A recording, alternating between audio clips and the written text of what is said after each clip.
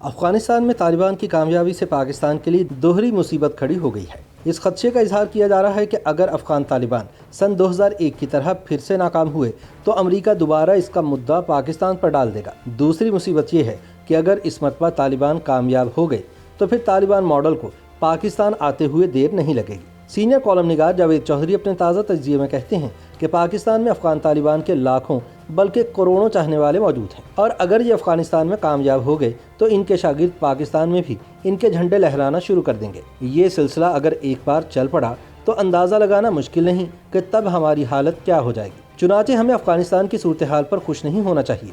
یہ چھری اور خربوزے کا کھیل ہے جس میں پاکستان کو بہرحال نقصان ہوگا۔ جاوید چودھری کہتے ہیں کہ ہمیں سرحد پار نظر رکھنا ہوگی، چین ہو، روس ہو یا پھر ترکی، ازبکستان، ایران اور تاجکستان ہو، یہ سارے ملک دم ساتھ کر افغانستان کو دیکھ رہے ہیں۔ یہ جانتے ہیں کہ سن 2021 کے طالبان کے پاس سن 2001 کے مقابلے میں اسلحہ بھی ہے، پیسہ بھی اور سپر پاور کو ہرانے کا غرور بھی، لہٰذا یہ پہلے سے زیادہ خطرناک ثابت ہوں گے۔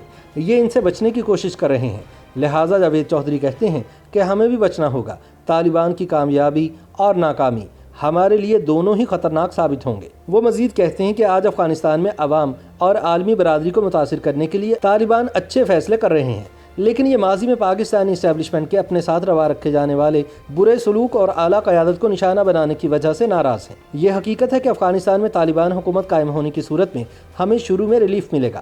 حامد کرزئی اور اشرف غنی کے ادوار میں بھارت نے افغانستان میں اپنے پنجے گاڑ رکھے تھے اور یہ وہاں سے پاکستان کے خلاف دہشت گردی کراتا تھا۔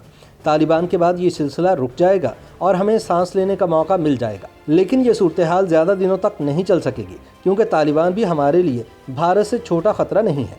یہ دنیا کی دوسری سپر پاور کو شکست دے کر اقتدار میں آئے ہیں، لہٰذا مستقبل میں ان کا اعتماد آسمان کو چھوئے گا۔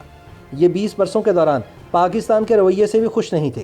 جنرل مشرف نے ان کے ہزاروں ساتھی پکڑ کر امریکہ کے حوالے کیے تھے، اور ان ساتھیوں میں سفیر ملا عبدالسلام ضعیف جیسے لوگ بھی شامل تھے جنہیں ننگا کر کے امریکیوں کے حوالے کیا گیا۔ اس واقعے کے حوالے سے ملا ضعیف اپنی سوانح عمری میں سب کچھ کھل کر لکھ چکے ہیں، جس سے اندازہ ہوتا ہے کہ انہیں پاکستان کے اس غیر سفارتی اقدام پر کس قدر غم و غصہ ہے۔ جاوید چودھری کہتے ہیں کہ ہم طالبان کو افغان حکومت سے لین دین کے لیے بھی استعمال کرتے رہے اور ہم نے آخر میں انہیں باندھ کر امریکہ کے سامنے بھی بٹھا دیا، لہٰذا یہ اندر سے ہمارے ساتھ ناراض ہیں۔ ان کے بقول طالبان میں اس وقت 4 لوگ بہت اہم ہیں۔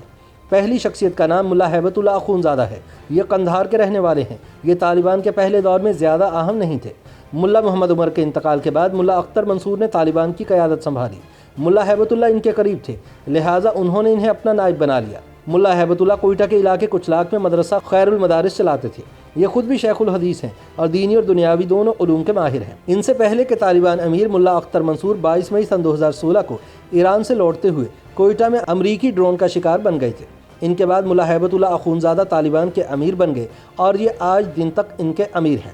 جاوید چودھری کے مطابق طالبان کی دوسری اہم ترین شخصیت ملا عبدالغنی برادر ہیں۔ ملا برادر نے سن 1990 کی دہائی میں تحریک طالبان کی تشکیل میں اہم کردار ادا کیا تھا۔ یہ ملا عمر کے ساتھی بھی تھے اور ہرات اور نیمروز کے گورنر بھی رہے۔ 9/11 کے بعد یہ کراچی میں چھپ گئے۔ پاکستانی ایجنسیوں نے انہیں سن 2010 میں گرفتار کیا اور یہ اس کے بعد 8 سال ہماری مختلف جیلوں میں محبوس رہے۔ امریکہ نے سن 2018 میں طالبان سے بات چیت کا فیصلہ کیا تو ہم نے CIA کی درخواست پر ملا عبدالغنی برادر کو رہا کر دیا اور یہ قطر کے دارالحکومت دوحہ چلے گئے۔ یہ وہاں مسلسل امریکہ سے مذاکرات کرتے رہے۔ شنید ہے کہ امریکہ سے حتمی مذاکرات بھی ملا برادر نے کیے تھے۔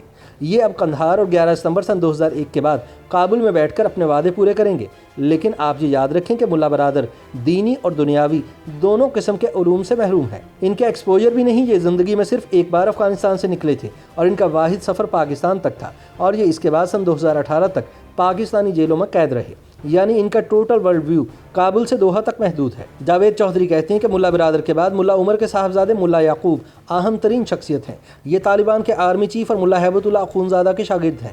ان کی زندگی کا زیادہ حصہ بھی پاکستان میں زیر زمین گزرا تھا۔ طالبان نے ان کی قیادت میں افغانستان پر قبضہ کیا اور یہ آنے والے دنوں میں افغانستان کی مضبوط اور بااثر ترین شخصیت ہوں گے۔ ان کے بعد جلال الدین حقانی کے صاحبزادے سراج الدین حقانی آتے ہیں۔ یہ عرف عام میں خلیفہ کہلاتے ہیں اور یہ طالبان کے داخلہ امور کے انچارج ہیں۔ یہ بھی طویل عرصہ پاکستان میں رہے، روانی کے ساتھ اردو بولتے ہیں اور پاکستان میں کاروبار بھی کرتے ہیں۔ یہ آج افغانستان میں عوام اور عالمی برادری کو متاثر کرنے کے لیے اچھے فیصلے کر رہے ہیں۔ انہوں نے ٹیلی ویژن کو بھی تسلیم کر لیا اور یہ خواتین کو تعلیم اور کام کی سہولت بھی دے رہے ہیں، لیکن یہ زیادہ دنوں تک اس اسپرٹ کو قائم نہیں رکھ سکیں گے۔ اس کی سب سے بڑی وجہ خواتین کے بارے میں ان کا رویہ ہے۔ آپ پوری تحریک طالبان اٹھا کر دیکھ لیں، آپ کو آج تک اس میں کوئی خاتون نظر نہیں آئے گی۔ قطر کے دارالحکومت دوحہ میں بھی طالبان کے دفتر میں کوئی خاتون کام نہیں کرتی تھی۔ یہ لوگ اگر چاہتے تو اپنی خواتین کو ٹرین کر سکتے تھے، لیکن کیونکہ ان کی فلسفی میں خواتین کی گنجائش موجود نہیں، لہٰذا ان کی تحریک ہو یا پھر دفتر، آپ کو اس میں کوئی خاتون نظر نہیں آتی، اور یہ مائنڈ سیٹ جلد یا بدیر آپ کو افغانستان میں دکھائی دے گا۔ جاوید چودھری کہتے ہیں کہ دوسری بات یہ ہے کہ طالبان نے اقتدار میں آتے ہی افغانستان کا پرچم اتار دیا اور اس کی جگہ تحریک طالبان کا پارٹی پرچم لہرا دیا۔ گویا طالبان یہ تک نہیں جانتے کہ پرچم کسی حکومت کا نہیں ہوتا بلکہ ملک اور ریاست کا ہوتا ہے، اور یہ اتارا نہیں جاتا۔